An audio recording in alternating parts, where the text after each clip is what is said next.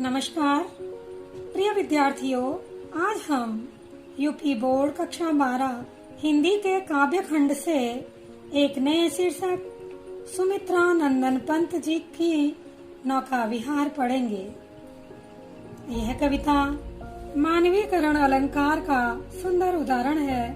इसमें कवि ने नदी का, आकाश का, काला काकर के महल का आदि अनेक चीजों का मानवीकरण किया है।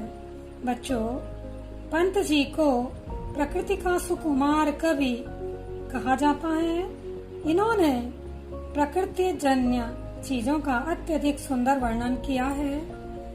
ऐसी ही सुंदर रचना इनकी नौका विहार है। आइए इसका रसास्वादन करते हैं। शांत स्निग्ध ज्योत्सना उज्ज्वल अपलक अनंत नीरव भूतल, सैकत सैया पर दुग्ध धवल तनवंगी गंगा ग्रीष्म विरल, लेटी है शांत क्लांत निश्चल, तापस बाला गंगा निर्मल, शशि मुख से दीपित मृदु करतल, लहरें उर पर कोमल कुंतल, गोरे अंगों पर सिहर सिहर लहराता तार तरल सुंदर, चंचल अंचल सा नीलांबर, साड़ी की सिकुड़न सी जिस पर शशि की रेशमी विभा से भर, सिमटी है बरतुल मृदुल लहर। प्रस्तुत कविता में पंत जी ने चांदनी रात में अपने मित्र मंडली के साथ गंगा में किए गए नौका विहार का बड़ा ही सुंदर चित्रण किया है।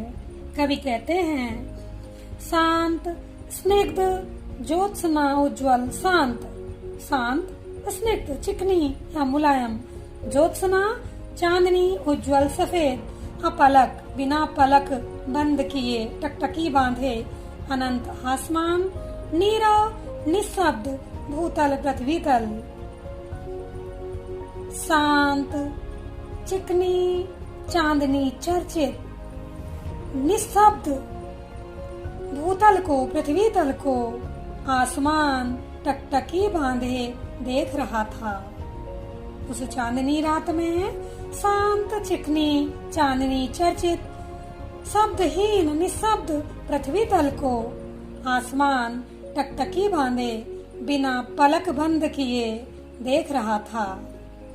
सैकत सैया पर दुग्ध धवल तनवंगी गंगा ग्रीष्म विरल, सैकत सैया बालू की सैया पर, मतलब रेतीली भूमि पर, रेतीली भूमि पर, दुग्ध धवल दूध के समान, स्वच्छ जल तरंगों वाली, स्वच्छ निर्मल जल वाली गंगा, ग्रीष्म विरल जो कि गर्मी के कारण उथली हो गई थी, पतली धारा वाली हो गई थी, बह रही थी। रेतीली भूमि पर दूध के समान स्वच्छ जल वाली, गर्मी के कारण उथली हुई कम जल वाली पतली धारा वाली गंगा नदी बह रही थी। कवि ने यहाँ गंगा का एक स्त्री के रूप में, एक नायिका के रूप में मानवीकरण किया है। कवि कहते हैं, उस पतली धारा वाली गंगा को देखकर ऐसा प्रतीत हो रहा था मानो सैकत सैया पर दुग्ध धवल, मानो बालू की सैया पर, श्वेत बालू की सैया पर तनवंगी कोई दुबले पतले शरीर वाली गंगा नायिका, ग्रीष्म विरल गर्मी के कारण व्याकुल होकर, शांत थकी क्लांत मुरझाई और निश्चल लेटी है, निश्चल भाव से लेटी हो। गंगा नदी जो पतली धारा वाली होकर रेतीली भूमि पर बह रही थी, उसको देखकर ऐसा लग रहा था मानो कोई तनवंगी गंगा, कोई पतले शरीर वाली नायिका बालू की श्वेत सैया पर गर्मी से व्याकुल होकर, थकी मुरझाई और निश्चल भाव से लेटी है। तापस बाला गंगा निर्मल, शशि मुख से दीपित मृदु करतल, लहरें उर पर कोमल कुंतल। कवि पंत जी कहते हैं, उस चांदनी रात में गंगा के निर्मल जल में जो चंद्रमा का प्रतिबिंब पड़ रहा था, उसे देखकर ऐसा लग रहा था मानो वह प्रतिबिंब उस तपस्विनी बाला गंगा का मुख हो, सुंदर मुख हो, जो कि उसी के मुख की सुंदरता से प्रकाशित हो और वह अपने मुख को अपने कोमल कोमल हथेलियों में लिए हुए लेटी हो। लहरें उर पर कोमल कुंतल, और जो गंगा में छोटी छोटी लहरें उठ रही हैं, बार बार आ जा रही हैं, उन छोटी छोटी लहरों को देखकर ऐसा लग रहा है मानो वे लहरें उस तपस्विनी बाला गंगा के कोमल केस हों, जो कि उसके उर पर, उसके वक्ष स्थल पर लहरा रहे हों। गोरे अंगों पर सिहर सिहर लहराता तार तरल सुंदर, चंचल अंचल सा नीलांबर।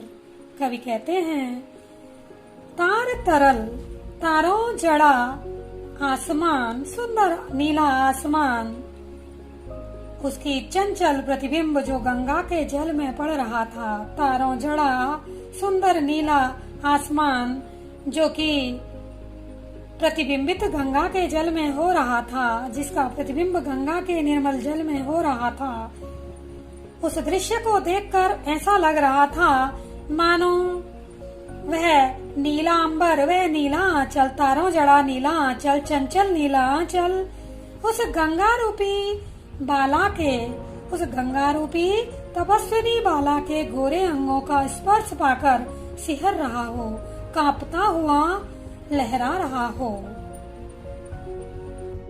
साड़ी की सिकुड़न सी जिस पर शशि की रेशमी विभा से भर, सिमटी है बरतुल मृदुल लहर। कवि कहते हैं, उस आकाश रूपी नीले आंचल पर जिस तारों जड़े नीले चंचल आंचल का प्रतिबिंब गंगा के निर्मल जल में पड़ रहा था, उसी की बात कवि कर रहे हैं, उसी के लिए कह रहे हैं कि उस आकाश रूपी नीले आंचल पर शशि की रेशमी विभा से भर, चंद्रमा की कोमल चांदनी में प्रकाशित, विभा चांदनी में प्रकाशित छोटी छोटी बरतुल, टेढ़ी मेढ़ी, बल खाती कोमल लहरें ऐसी प्रतीत हो रही थी मानो वे लहरें ना हो करके उस सुंदरी की साड़ी की सिकुड़न हो, जो कि उसके लेटने से पड़ गई हो।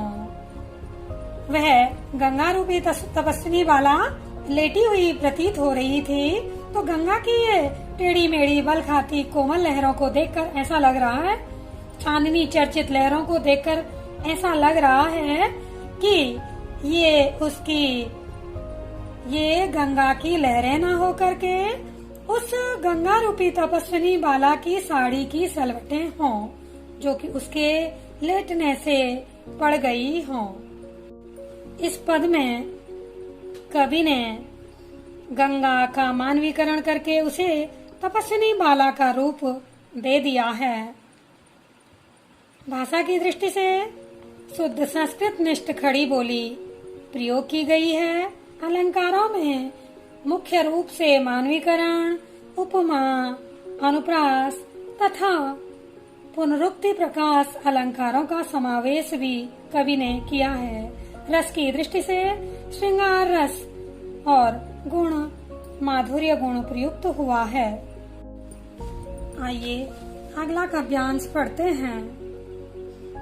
चांदनी रात का प्रथम पहर, हम चले नाव लेकर सत्वर, सिकता की सस्मित सीपी पर, मोती की ज्योत्सना रही विचर, लो पालें जड़ी उठा लंगर, मृद मंद मंद मंथर मंथर, लघु तरणी हंसनी सी सुंदर, तिर रही खोल पालों के पर, निश्चल जल के सुचि दर्पण पर, बिंबित हो रजत पुलिन निर्भर, दोहरे ऊंचे लगते क्षण भर, काला काकर का राजभवन, सोया जल में निश्चिंत प्रमन, पलकों पर वैभव स्वप्न सगन। कवि पंत जी कहते हैं, चांदनी रात का प्रथम पहर, चांदनी रात का पहला पहर था। हम चले नाव लेकर सत्वर, सत्वर का अर्थ है शीघ्रता से। हम नाव लेने के लिए शीघ्रता से चले। सिकता की सस्मित सीपी पर मोती की ज्योत्सना रही विचर। कवि कहते हैं, सिकता, सिकता का अर्थ है बालू, रेत, रेतीली भूमि पर, रेतीली सस्मित मुस्कुराती हुई भूमि पर, यहाँ वहाँ गंगा किनारे का वर्णन किया गया है। तो यहाँ वहाँ सीपी बिखर रही हैं। कवि कहते हैं, रेतीली मुस्कुराती हुई भूमि पर, सीपियों पर चांदनी ज्योत्सना, चांदनी मोतियों के रूप में बिखर रही थी। बड़ा ही सुंदर वातावरण था। इतने मनोरम वातावरण में नावों की पालें चढ़ाई गई और उनका लंगर उठा। बच्चों, लंगर उसे कहते हैं जिस पर गंगा किनारे, समुद्र किनारे नावों को टिका दिया जाता है, स्थिर किया जाता है, उसे एक जगह रोका जाता है, विश्राम के लिए खड़ा किया जाता है, उसे लंगर कहते हैं। तो कवि कहते हैं, नावों की पालें चढ़ी और उनके लंगर खोल दिए गए। मृदु मंद मंद मंथर मंथर, बड़ा ही सुंदर अनुप्रास अलंकार और पुनरुक्ति प्रकाश अलंकार यहाँ प्रयोग किया गया है।